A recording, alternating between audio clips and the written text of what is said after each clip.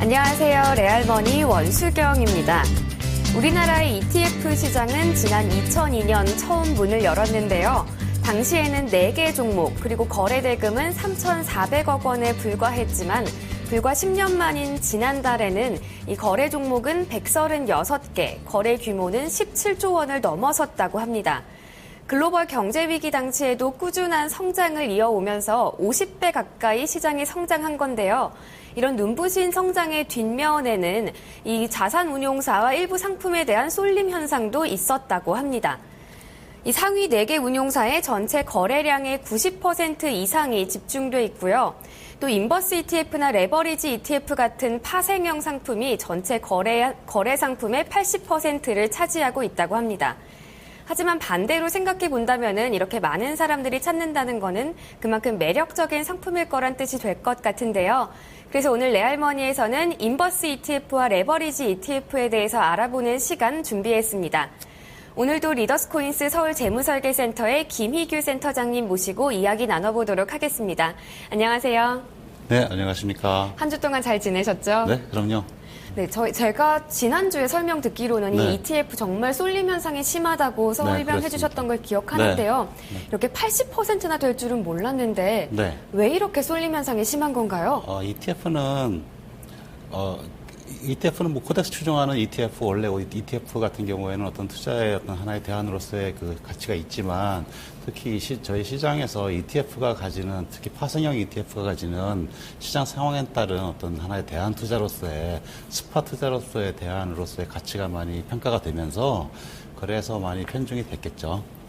그래도 오늘 저희 레알머니 함께 하면서 이 인버스 ETF와 레버리지 ETF의 특징 알아보면은 왜 이렇게 인기가 많은지 좀 더 자세히 알 수 있을 것 같습니다. 네, 그렇습니다. 네, 그러면 먼저 오늘의 주제부터 확인해 보도록 하겠습니다. 네, 오늘의 주제는 ETF 따라잡기 파트 3, ETF 레버리지와 ETF 인버스입니다. 네, 이어서 레알 포인트 3가지 바로 짚어보도록 하겠습니다. 네, 첫 번째 레알 포인트입니다. 주간 펀드 시장 동향. 네, 두 번째 레알 포인트, 펀드 모의 투자 주간 성과 알아보겠습니다. 네, 세 번째 레알 포인트입니다. ETF 레버리지와 ETF 인버스 알아보기입니다. 네, 먼저 첫 번째 레알 포인트부터 하나씩 짚어보도록 하겠습니다. 네, 첫 번째 레알 포인트는 주간 펀드 시장 동향인데요. 센터장님이 지난주에는 네. 코스피 지수, 우리나라 증시 바닥을 찍었다가 주 후반에 다시 반등을 했던 걸로 기억하는데요. 네. 주요 지표들은 좀 변동 상황이 어땠나요?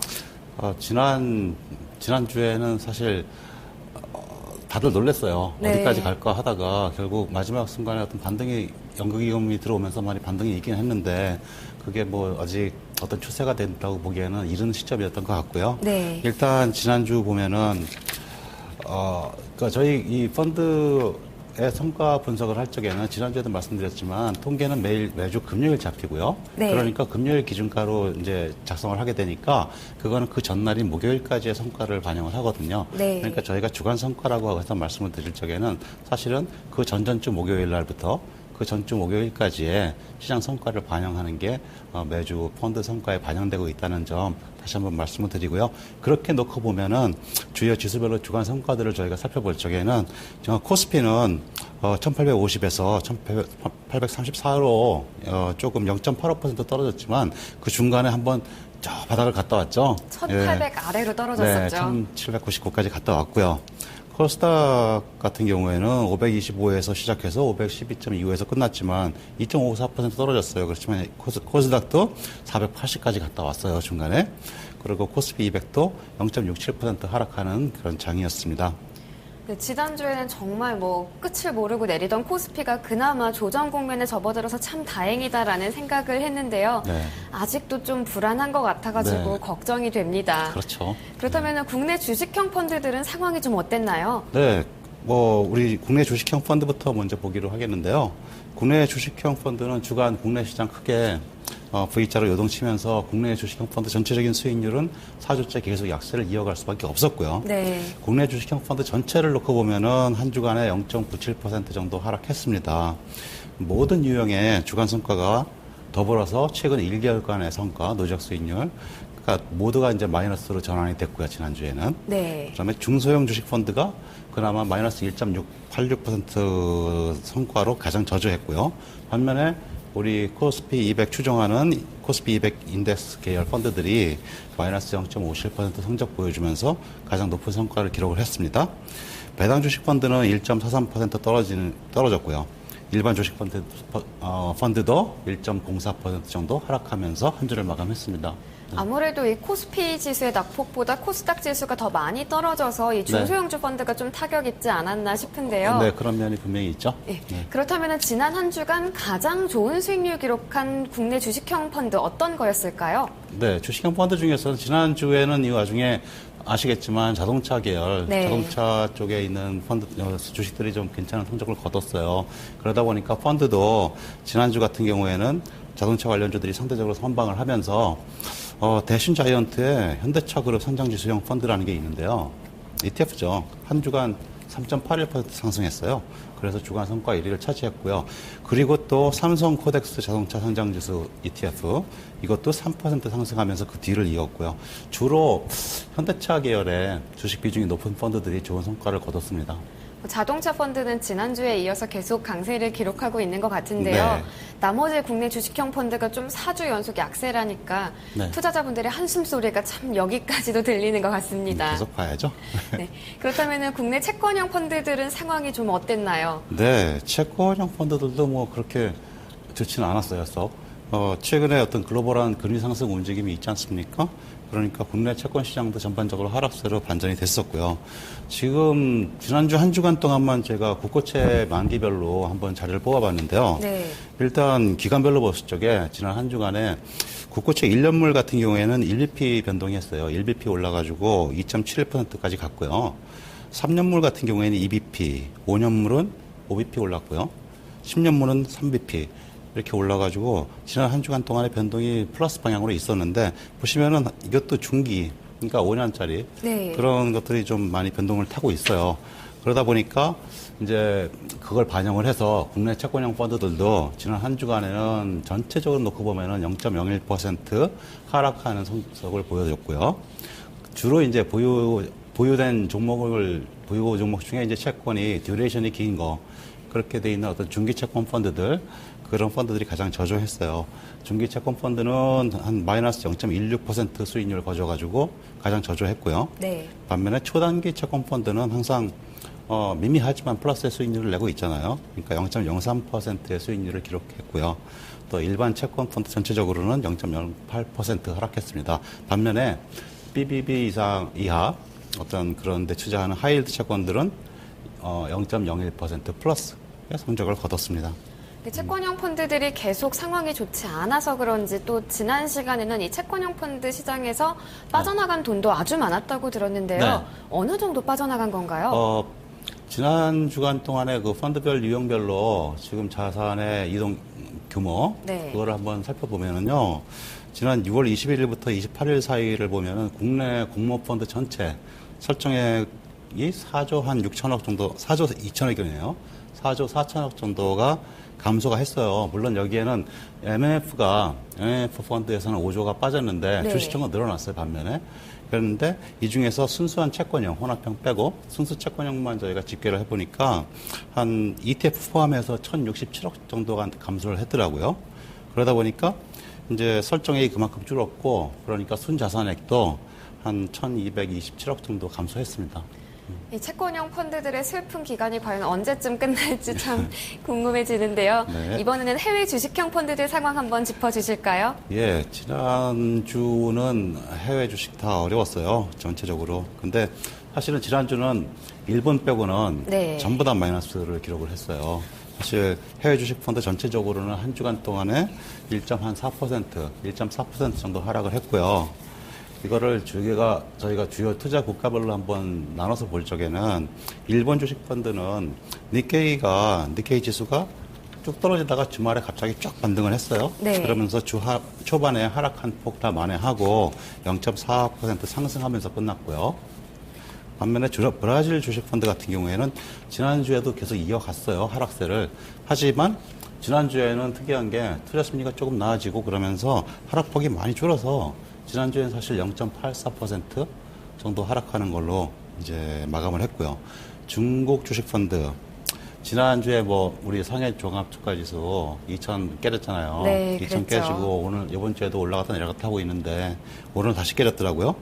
근데 하여튼 4년 내 최저 수준이었어요, 지난주에. 그렇지만 그 후반에 좀 괜찮아지면서 주간으로는 1.44% 마이너스의 수익률을 기록하면서 그 전주보다는 좀 나은 모습을 보여줬습니다.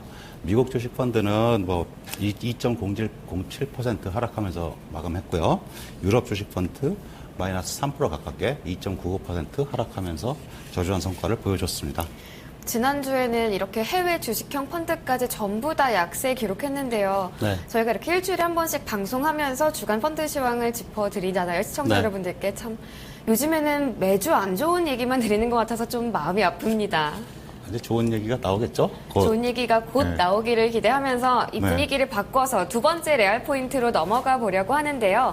네, 두 번째 레알 포인트에서는 저희가 모의 투자하고 있는 펀드 포트폴리오의 성과 짚어보도록 하겠습니다. 센터장님, 저희 포트폴리오 두 가지가 있잖아요. 네. 먼저 1호 포트폴리오는 성적이 좀 어떻게 나왔나요? 1호 포트폴리오는 지난주 먼저 볼까요? 일단 지난주 전체적으로 놓고 보면은 저희가 5개 펀드로 조합을 해가지고 운영하고 있는 1호 포트폴리오는 지난주만 봤을 적에는 이 상황 속에서도 1.27% 플러스 성과를 냈어요. 훌륭한 성적인 것 같은데요. 그래서 이제 저희가 5월 13일 날 처음 론칭한 이후로 지금까지 누적 수익률은 지지난주보다 조금 만회해가지고 3.63% 마이너스로 다시 올라왔고요. 대표적인 상품들 몇 가지 수익률 좀 짚어주실까요? 네. 저희 가치주죠. 키비 밸류 포커스 같은 경우에는 지난주에 1.22% 상승을 했고요. 네. 반면에 배당주 신형 밸류 고배당 상대적으로 이 펀드가 쭉 좀 상대적으로 우월한 성과를 냈었는데 지난주에는 좀 처지게 0.67% 상승하면서 끝났네요. 네. 그리고 인덱스 계열과 ETF 계열도 뭐 2.56, 2.49% 냈는데 저희가 이 AB 글로벌 고수익 증권 투자 신탁 채권 제가 이제 하이힐드 채권 펀드인데요, 글로벌. 네. 이거가 계속 성적이 좀 안 좋아요. 지난주에도 0.52% 하락을 해서 누적 수익률 4.96% 마이너스를 기록하고 있어요. 사실 이거는 뭐 금리가 글로벌하게 좀 올라가는 움직임이 있으니까 거기에 지금 채권 시장 전체적으로 약세를 타면서 조정 중인 건데 아마도 3분기 지나면서 금리의 방향성이 좀 이제 정착이 되고 가시화가 되고 나면은 다시 좀 떨어져 있는 상태에서 좀 다시 게인을 얻지 않을까 하고 기대를 하고 있습니다. 이제 이번 주로서 7월 달에 접어들면서 3분기가 됐으니까 이제 조만간 좀 기대를 해봐도 괜찮겠네요. 네네. 그러면은 저희 2호 포트폴리오는 수익률이 좀 더 잘 나왔나요? 안정형 포트폴리오였잖아요. 네. 저희가 2호 포트폴리오를 운영한 것은 시장이 급락하는 상황에서 자산을 재배치해서 네. 안전한 자산으로 해서 자산을 지키자는 거였어요. 그러니까 그 논리상 저희가 이 대한 포트폴리오로 이동을 했을 적에는 그 속에서 자산을 크게 성장을 시키겠다는 것보다는 급락하는 상황 속에서 저희가 주식에서 잠깐 피해서 자산 가치를 지키고자 하는 거였잖아요. 네. 그런 의미에서 이제 저희가 안정형으로 짰고요. 그런 측면에서만 봤을 적에는 지난 한 주 동안에 저희 2호 포트폴리오는 전체적으로는 주간 수익률 0.62% 올렸고요. 네. 그래서 누적 수익률은 마이너스 0.76% 기록하고 있습니다. 하나씩 좀 짚어볼까요? 두 가지 상품. 네. 교보학사 투마로우 장기 우량 증권 투자 신탁 저희가 여기에 50% 지금 비중으로 들어가 있는데요. 지난 한 주간에 0.43%의 플러스 성장률을 기록했고요. 반면에 삼성 ABF 코리아 증권 투자 신탁 채권형 이것도 저희 50% 비중으로 가고 있는데요. 이거는 지난 한 주 동안 0.80% 플러스 내면서 그 지난주에 수익을 조금 손실 난 걸 조금 만회했죠. 다른 채권형 펀드들보다는 수익이 조금 더 난 편인가요? 네, 다른 채권형에 비해서는 괜찮은 수익을 냈죠. 물론 저희가 아까 그 펀드 주간 성과 비교할 때랑은 시점의 차이가 있어요. 네. 기준가에. 그렇지만 그런 걸 보더라도 괜찮은 성적을 냈다고 보입니다. 근데 저는 개인적으로 생각을 했던 게 지난주 초반에 증시가 아주 많이 떨어졌었잖아요. 1800선도 깨져서 네. 오히려 이 안정형 포트폴리오가 조금 더 좋은 성과를 내지 않을까 이렇게 예상을 했는데 네. 뚜껑을 열어보니까 반대로 1호 네. 포트폴리오가 수익률이 한 주간 수익률 한 2배 정도가 더 나왔는데 네. 이렇게 나온 이유는 뭔가요? 네. 그러니까 제가 조금 전에도 말씀을 드렸지만 저희 2호 안정형 같은 경우에는 기본적으로 저희가 채권을 위주로 보수적으로 포트폴리오를 짜기 때문에요. 그 포트폴리오 운영하는 원칙이 어떤 주식시장에서 잠시 피해서 우리가 자산을 지키자는 거였기 때문에 아무래도 그 내재적인 한계가 있을 수밖에 없어요. 그러니까 주간에 1% 이상을 상회하는 어떤 수익이 나올 수 없고, 네. 기본적으로. 그죠? 어떤 상당히 이렇게 스테이블하게 갈 수밖에 없는데, 반면에 우리가 지난 이제 1호 포트폴리오 같은 경우에는 주식시장이 힘들었지만 그 속에서 등락을 거듭하면서 펀드들이 괜찮은 성적을 냈거든요. 그러니까 1호 펀드 같은 경우에는 저희가 주식을 위주로 공격적으로 짜고 있기 때문에 기본적으로 가지고 있는 포텐트라고 그러죠. 요새 말로 포텐트가 훨씬 크죠. 그러니까 지난주에는 그런 게 어떤 분명한 게 나타나서 저희가 그런 결과가 나왔다고 보입니다. 네. 뭐 저희 같은 경우에는 포트폴리오 변경 기준을 코스피 네. 지수 변동폭 3% 이렇게 네. 딱 정해놨는데 네. 사실 뭐 정해놓지 않고 투자하시는 분들도 여럿 계실 것 같아요. 네. 요즘같이 좀 왔다 갔다 오르락 내리락하는 장세 속에는 이렇게 좀 네. 공격적인 포트폴리오가 나을까요? 안정적인 포트폴리오가 나을까요? 그거는 결국은 그분의 투자 목적이 제일 중요한 거겠죠. 투자 네. 목적과 투자 예상하는 기간, 그리고 기대 수익률 같은 거에 따라서 내가 지금 공격적인 포지션을 취할 것이냐, 안전적인 포지션을 취할 것이냐는 내가 그걸 언제 캐시아웃 할 거냐, 언제 현금화 할 것이냐, 그리고 이게 내가 지금 투자 기간을 얼마나 길게 보고 있느냐, 어떤 내가 기대 수익률이 어떠냐에 따라서 A라는 답이 맞는 분도 있으실 거고 B라는 답이 맞는 분도 있으실 거고 그럴 거예요. 그걸 종합적으로 따져봐야겠죠. 참 정답을 내리기는 힘든 문제인 것 같네요. 네. 뭐 그래도 저희 두 번째 레알 포인트 살펴보니까 저희 포트폴리오가 시장 수익률보다는 조금 선방한 것 같아서 참 기쁩니다. 네, 그렇습니다. 네, 이제 이어서 세 번째 레알 포인트 살펴보도록 하겠습니다. 네, 세 번째 레알 포인트는요, ETF 따라잡기 파트 3인데요. 센터장님, 오늘은 네. 이 인버스 ETF와 그리고 레버리지 ETF에 대한 이야기 들고 나오셨다고요? 네, 그렇습니다. 뭐 아까 초반 도입부에 말씀드렸지만 오늘은 ETF 중에서 요즘처럼 변동성 큰 시장에서 어떤 대안 투자 방안으로 주목받고 있는 ETF, 인버스 ETF하고 또 그 반대죠, 레버리지 ETF에 대해서 조금 더 자세하게 알아보는 시간을 가졌으면 해서 준비했어요. 네, 오늘 참 좋은 시간이 될 것 같은데요. 먼저 인버스 ETF 좀 한번 살펴보도록 하겠습니다. 네. 저희가 지난 시간에 이거 지수와 반대로 수익률 내는 거다 이렇게 간략하게 짚어봤던 기억이 나는데요. 네. 좀 더 자세하게 설명해 주실까요? 네, 그러죠. 먼저 인버스 ETF에 대해서 알아보기로 하겠는데요. 인버스 ETF는 그 기초자산을 그 코스피 200 선물 지수로 삼고 있어요. 네. 그래서 주식 관련 장내외 상품, 파생 상품과 증권의 차익 매도 등을 통해서 코스피 200 선물 지수의 일간 수익률을 역으로 마이너스 1배죠. 그러니까 역으로 수익을 추구하는 ETF예요. 일간 수익률로 따지면은 매일매일의 수익률이 누적돼서 전체 수익률이 나오게 되는 거겠네요. 네. 그러니까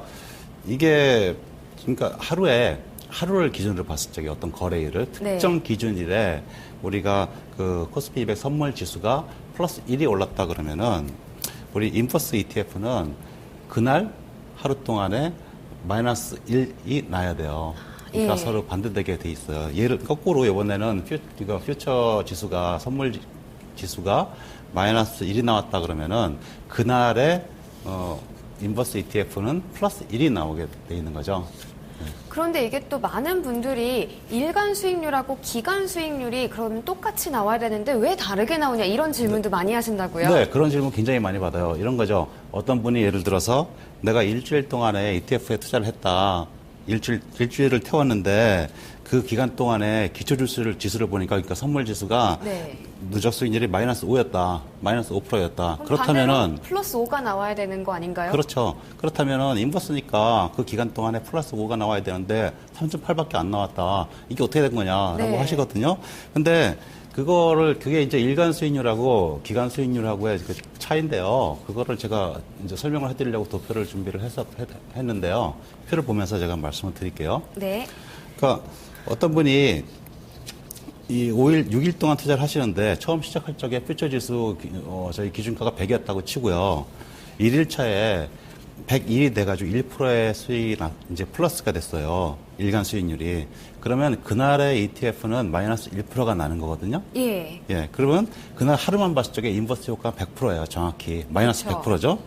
100%죠. 2일 차에도 저희가 만약에 이 기초지수 쪽에서 3.96%의 플러스가 났다 그러면은 2일차도 인버스 쪽에서는 마이너스 3.96이 나서 예. 인버스율이 마이너스 100% 정확하게 날 거예요. 네. 이런 식으로 가는데 쭉 마이너스 나다가 5일차에는 퓨처 지수, 그러니까 기초지수 쪽에서 마이너스 6.86%가 났다는 거예요. 네. 그럼 그날 우리 인버스 쪽에서는 6.86%의 플러스 양의 수익률이 나와요. 네. 그러면 그날도 정확하게 마이너스 100% 인버스에 태웠거든요.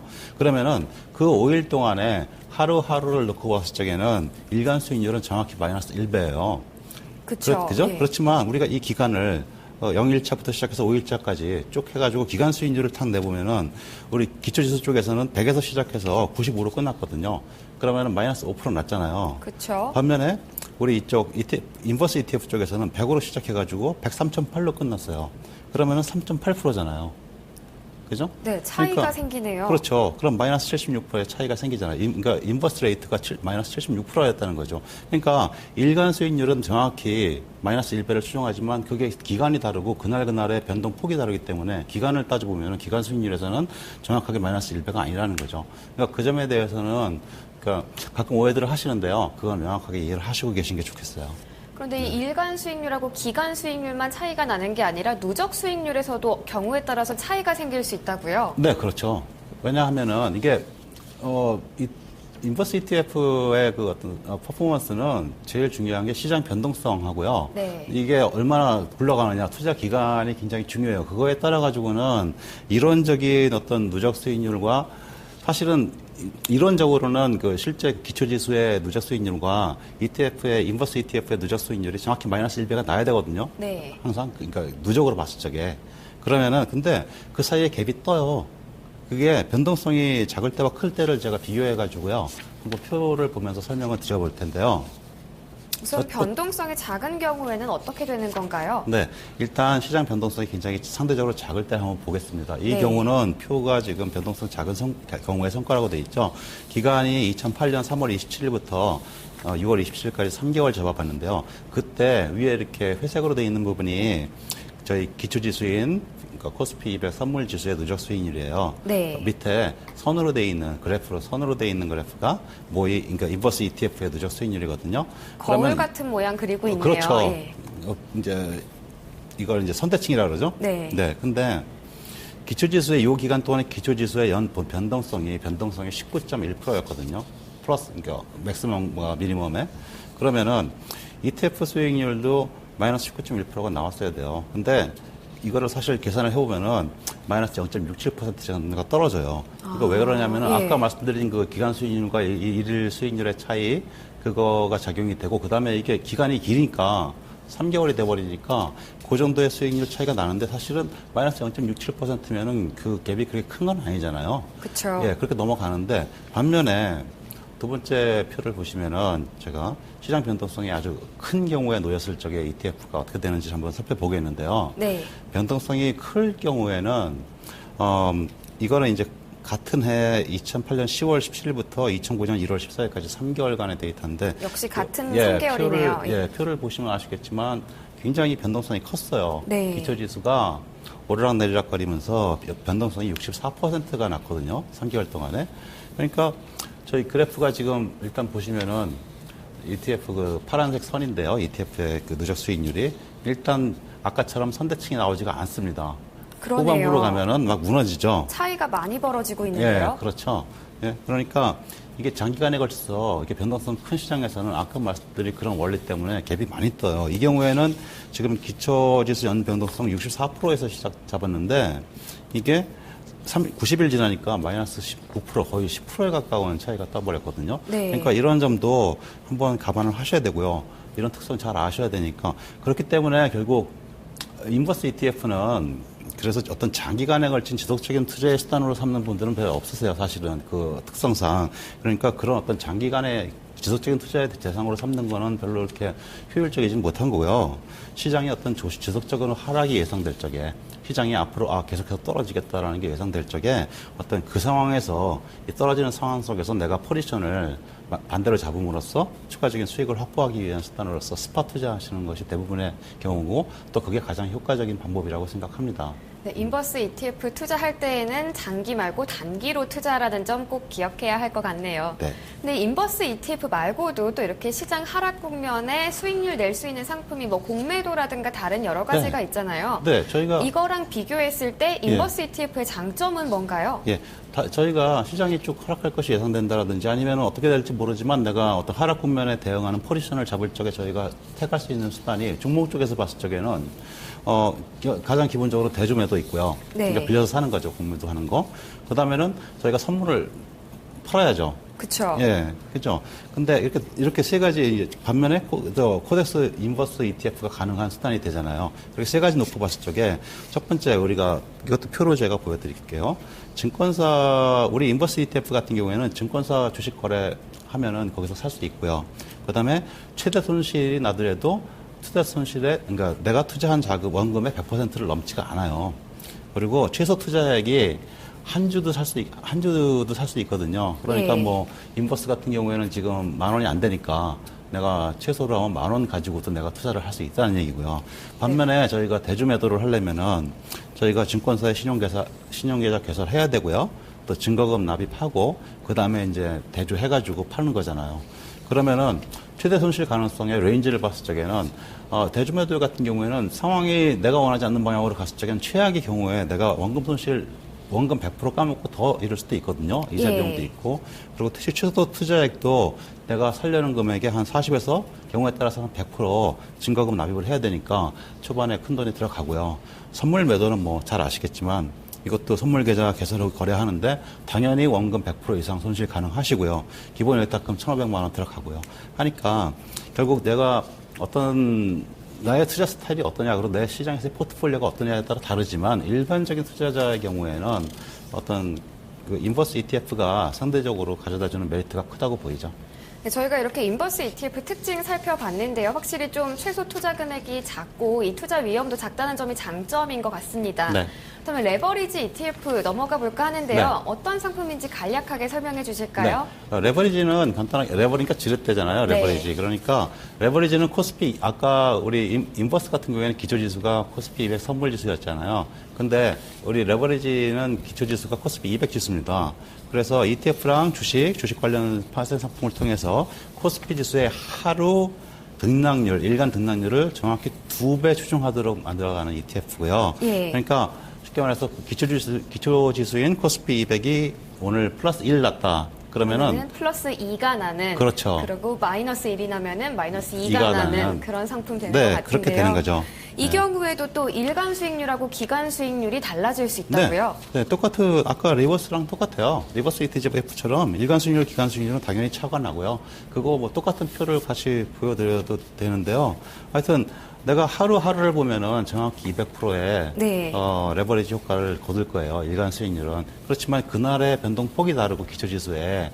그러니까 기간이 지나가가지고 어떤 그 특정 기간 동안의 누적 수익률을 따져보면은 그게 플러스 200% 정확히 200%가 되지 않겠죠, 당연히. 네. 그렇다면은 이 레버리지 ETF 같은 경우에는 좀 투자 전략을 어떤 식으로 짜는 게 더 좋을까요?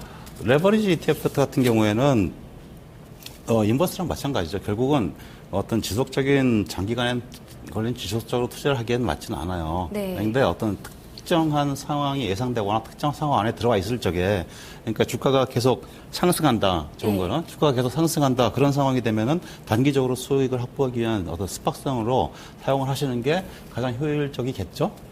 그렇다면 저희가 아까 인버스 ETF 같은 경우에는 이렇게 하락 국면에 투자할 수 있는 다른 상품과 비교도 해봤는데 네. 레버리지 ETF도 비교 안 하고 넘어갈 수 없을 것 같습니다. 네, 그렇습니다. 다른 상품과 비교했을 때 어떤 장점이 있나요? 네. 저희가 주가 상승이 예상된다 할 적에 저희가 할 수 있는 투자 수단이 레버리지 말고는 종목 쪽에서 봤을 적에는 뭐가 있을까요? 돈을 빌려서 사야죠. 신용매수가 신용매수 있겠죠. 해야죠. 예. 그 다음에는 코스피 100 선물을 사야죠.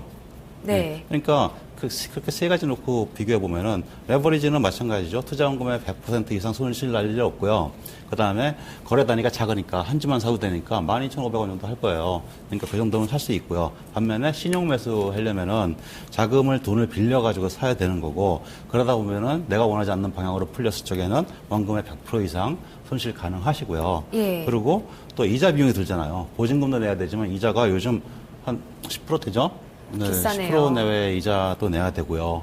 그것도 우리가 선분을 하려면은 당연히 원금 100% 이상 손실 가능하고 기본 예탁금 많이 들어가고요. 그러니까 이것도 마찬가지예요. 내가 시장에서 포트폴리오가 어떻고 포지션이 어떠냐에 따라서 맞겠지만 어떤 일반적인 투자자분들은 레버리지 ETF가 분명히 어떤 상대적인 메리트가 있다고 생각이 됩니다. 네, 요즘 정말 이 인버스 ETF와 레버리지 ETF 많은 분들이 참 궁금해하시는 상품인 것 같은데요. 오늘 저희 함께한 시간 바탕으로 정말 많은 도움이 됐을 것 같습니다.